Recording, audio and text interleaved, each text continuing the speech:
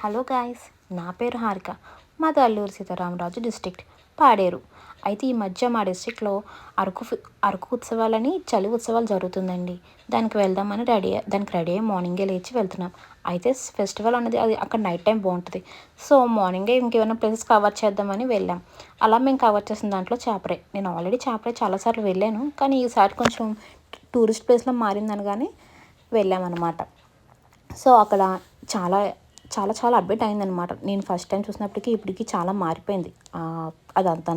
ఇక్కడ పైనుంచి కిందకు వచ్చాక మాకు ట్రైబల్ రెడీ చేస్తాను అని అంటే రెడీ అవుతాను అన్నాను, కానీ 100 రూపీస్ అన్నారు. ఫస్ట్ ఆలోచించిన వర్త్ అనిపించింది 100 రూపీస్కి. సో అలా రెడీ అవ్వడానికి సిద్ధమయ్యాం. సో వాళ్ళే మాకు తగ్గట్టుగా చీర, డ్రెస్సింగ్, తర్వాత హెయిర్ స్టైల్, లుక్ కంప్లీట్గా మార్చేశారు. లుక్ అయితే నాకు చాలా బాగా అనిపించింది. మీకు కూడా ఎలా అనిపించిందో కింద కామెంట్స్లో కామెంట్ చేయండి. ఈ చాపరాయి కోసం మరిన్ని వివరాలు వీడియోలో అప్లోడ్ చేశాను.